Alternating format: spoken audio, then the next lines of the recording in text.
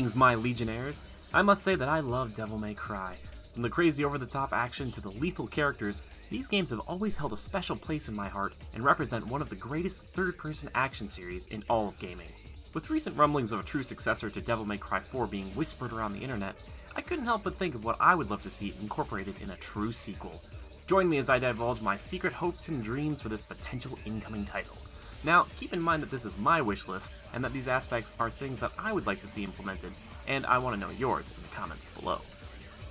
This is the time to return Dante to his true and rightful glory. Personally, I wasn't a huge fan of his incarnation in DMC, and now is the time for him to take center stage in a big way.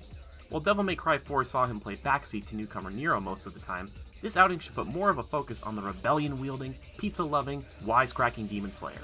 His presence, especially in Devil May Cry 3, really put an emphasis on fun by criticizing a boss right before a fight, or by shrugging off lesser demons in a wacky cutscene. To balance out Dante's Devil May Care attitude, both his brother Virgil and Nero need to come back with a vengeance. Taking time to flesh out Virgil's motivations and goals in this world must happen. For as cool as he is, which he is personally one of my favorite video game characters, he's incredibly one-note, only lusting for power. Seeing him play off Dante as the straight man could provide some hilarious moments as well, while we get a better feel for who he truly is. Witnessing both of these sons of Sparta interact with Nero would be a welcome treat too. As he was a rookie in his first outing, Nero should be an even greater threat this time around. Implementing the Devilbringer arm into more of his combos and giving him more weapons would provide some much needed diversity. All three of these characters should also have their own stories and stages. These plotlines definitely need to interweave at certain junctions, however giving them their own areas would afford refreshing changes to scenery, opposed to backtracking through previously played levels. I'm looking at you, Devil May Cry 4. No more backtracking. It just feels lazy and uninspired.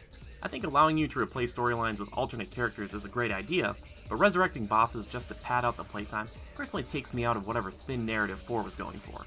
A fun and crazy story that allows each character to shine is also key.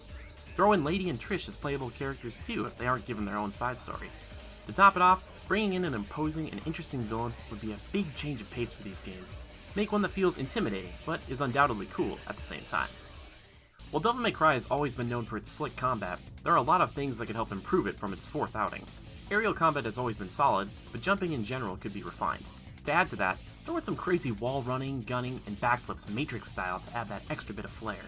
Utilizing your environment has always been a staple in their excellent cinematics, but now we have the power to actually implement those things in a more meaningful way. Picking up spears from suits of armor strewn about an old castle, to dropping a chandelier on a group of demons like a sword-wielding Phantom of the Opera could go a long way to making this world more than just a backdrop. Add in some occasional Dante quips, and you'd have some truly jolly moments. As fighting has always been the biggest aspect of the series, don't be afraid to make it as in-depth as possible, provided there is a way to augment controls for new players and veterans alike. Making secondary weapons as versatile and valid as the primaries would be welcome too, allowing you more freedom in your playstyle. Think of how useful Agni and Ruder were from Devil May Cry 3. More weapons like that. I'd love to see Devil Trigger mode get fleshed out a bit more as well. Besides just increased speed, power, and a few extra moves, I'd really like to find ways to make it more meaningful in your encounters.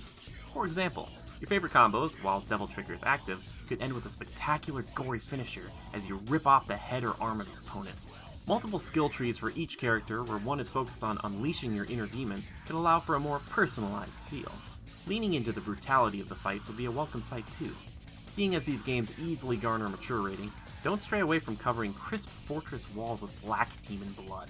Finally, and it probably goes without saying, but this game has to be locked at 60 frames per second. It just has to. The buttery smoothness of the action has to be at the highest priority. To really flesh out the world in a meaningful way, it would be great to have a central hub you could return to between missions. Instead of a chapter select screen, you could explore your base of operations, watch your best fights on a security monitor, or even try out different outfits in a changing room. I see Dante really getting into this last aspect, as it would afford him the chance to show off in a big way, while both Nero and Virgil would be much more hesitant to take pride in how cool they look. Costumes shouldn't just be different color variations of old mainstays, but rather brand new crazy designs that can make your protagonist of choice look comical, or even more menacing. You could even check out the insane new soundtrack back at your hub, picking and choosing which ones play on repeat playthroughs. Finally, I would love to see various modes added to the game, with co-op being at the top of this list. I still want a single-player focused and designed game, but having Dante and Virgil fight back-to-back would be a wonderful dream come true. Like I said at the beginning, I really do love the Devil May Cry games, if you couldn't tell by this point. The exciting anime-like cutscenes, the emphasis on breakneck combat, and the colorful cast of characters make it a batch of games that are hard to forget. Here's hoping that we can see any incarnation of Devil May Cry 5 soon. Legionnaires, what would your dream version of Devil May Cry 5 include? Let me know in the comments below. A huge thank you to Yorin Evers for providing the beautiful art for this wish list. If you want to support him and us at the same time, check out patreon.com/criticalreviews. Thanks for dropping by, and just remember to adapt and overcome. Adios, kid.